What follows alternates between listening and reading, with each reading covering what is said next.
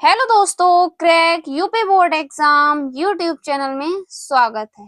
आज की ये वीडियो मेरे क्लास 12 के प्यारे भाई और बहनों के लिए बहुत ही ज्यादा इम्पोर्टेंट होने वाली है। तो आज की इस वीडियो में हम जानेंगे फिजिक्स के मोस्ट इम्पोर्टेंट अंतर के बारे में, जो कि बोर्ड परीक्षा 2026 के लिए बहुत ही ज्यादा इम्पोर्टेंट होने वाले हैं। तो जितने भी मेरे क्लास 12 के प्यारे भाई बहन ये वीडियो देख रहे हैं तो वीडियो को बिल्कुल भी स्किप नहीं करना है, और वीडियो को अगर पहली बार देख रहे हो तो जल्दी से चैनल को सब्सक्राइब कर लीजिए और वीडियो को लाइक कीजिए। तो आज की इस वीडियो में हम जानेंगे महत्वपूर्ण अंतर, जो कि बोर्ड परीक्षा के लिए बहुत ही ज्यादा इम्पोर्टेंट होने वाले हैं। तो चलिए बिना देरी करे इस वीडियो को स्टार्ट करते हैं। तो सबसे पहले हम लोग कौन सा अंतर पढ़ेंगे? व्यतिकरण तथा विवर्तन में अंतर। ये बोर्ड परीक्षा में बहुत बार पूछा गया और ये मोस्ट इम्पोर्टेंट अंतर है, तो इसको आपको जरूर से जरूर तैयार करना है। तो सबसे पहले हम लोग जान लेते हैं कि व्यतिकरण या विवर्तन किसे कहते हैं। तो सरल भाषा में अगर जाने कि व्यतिकरण किसे कहते हैं, दो या दो से अधिक तरंगे एक ही स्थान पर अध्यारोपित होती हैं, तब उस स्थान पर तीव्रता क्या हो जाती है? बदल जाती है। मतलब अध्यारोपित का मतलब क्या होता है? मिलती हैं। तो जब दो या दो से अधिक तरंगे एक ही स्थान पर मिलती हैं, तब उस स्थान पर इनकी तीव्रता क्या हो जाती है? बदल जाती है, व्यतिकरण कहलाती है। ठीक है। उसके बाद विवर्तन क्या होता है?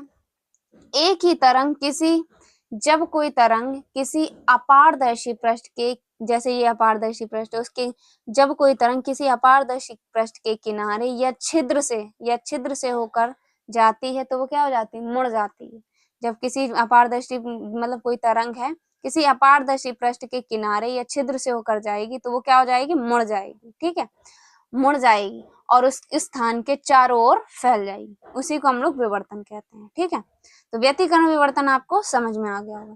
तो व्यतिकरण का पहला पॉइंट है, जब दो प्रकाश स्रोत से आने वाली प्रकाश तरंगों के बीच अध्यारोपण होता है, इस घटना को व्यतिकरण कहते हैं।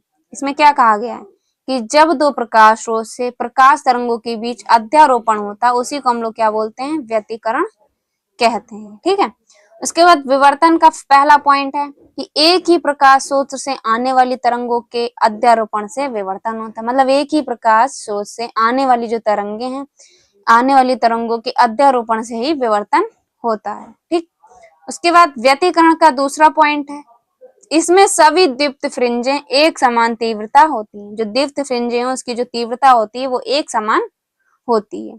और विवर्तन में क्या होती है? इसमें सभी फ्रिंजों की तीव्रता अलग अलग होती है। उसके बाद तीसरा पॉइंट है, इसमें फ्रिंजों की चौड़ाई समान होती है। इसमें जो फ्रिंज होती है उसकी चौड़ाई क्या होती है? समान होती है। और इसमें फ्रिंजों की चौड़ाई अलग अलग होती है। उसके बाद 4 पॉइंट है, इसमें दीप्त फ्रिंजें पूर्णतः काली होती हैं। जो दीप्त फ्रिंजें होती हैं, सॉरी अदीप्त फ्रिंजें, जो अदीप्त फ्रिंजें होती हैं वो क्या होती हैं? काली होती हैं। और इसमें ऐसा नहीं होता है। और व्यतिकरण में काली होती है अदीप्त फ्रिंजें, पर इसमें ऐसा नहीं होता है। तो ये था आपका व्यतिकरण और विवर्तन में अंतर, जो कि बोर्ड एग्जाम में बहुत बार पूछा गया। तो ये अंतर आपको तैयार करना है। उसके बाद दूसरा है श्रेणी अनुनाद परिपथ, समांतर अनुनाद परिपथ। फिलहाल ये इंपॉर्टेंट है, पर ये ज्यादा नहीं पूछा जाता। पर व्यतिकरण तथा विवर्तन में अंतर मोस्ट इंपॉर्टेंट, 100% बोर्ड एग्जाम में ये पूछा जाएगा। बाकी श्रेणी अनुनाद परिपथ, समांतर अनुनाद परिपथ आप पढ़ लीजिए, बोर्ड एग्जाम में पूछा जा सकता है। तो सबसे पहला है, इसमें अनुनाद की स्थिति में प्रतिबाधा न्यूनतम होती है। जो अनुनाद की स्थिति है तो इसमें इसकी जो प्रतिबाधा होती है वो क्या होती है? न्यूनतम होती है।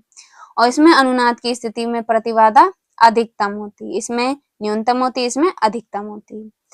उसके बाद दूसरा पॉइंट है श्रेणी अनुनाद परिपथ का। इसमें अनुनाद की स्थिति में धारा का जो मान होता है बहुत अधिक होता है। श्रेणी अनुनाद परिपथ में धारा का मान अधिक होता है, और समांतर अनुनाद में स्थिति में धारा का मान कम होता है। ठीक, तो ये बहुत ही आसानी से आप याद कर सकते हैं। इसमें जो प्रतिबाधा होती है वो कम होती है, और जो इसमें समांतर में प्रतिबाधा होती है वो अधिकतम होती है।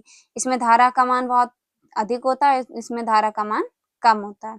उसके बाद तीसरा पॉइंट है, इसमें एलसीआर श्रेणी क्रम में होते हैं। जो इसमें एलसीआर होते हैं वो श्रेणी क्रम में होते हैं, और इसमें एलसी समांतर क्रम में होते हैं तथा दोनों के साथ प्रतिरोध लगा होता है।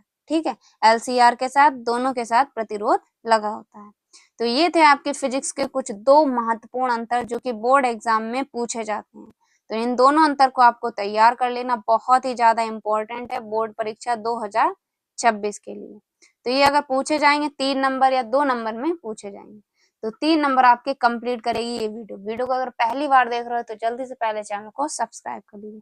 बाकी हमने क्लास 12 फिजिक्स 2026 की बहुत ही शानदार प्लेलिस्ट बना दी है, जिसमें आपके सारे ही इंपॉर्टेंट क्वेश्चन आपको उस प्लेलिस्ट में मिल जाएंगे। तो वो प्लेलिस्ट अगर आपने नहीं देखी तो लिंक डिस्क्रिप्शन बॉक्स में जाकर जल्दी से उस सारी वीडियोस को देख लीजिए। तो मिलते हैं आपसे एक और अगली इंपॉर्टेंट वीडियो में, तब तक के लिए जय हिंद, जय भारत।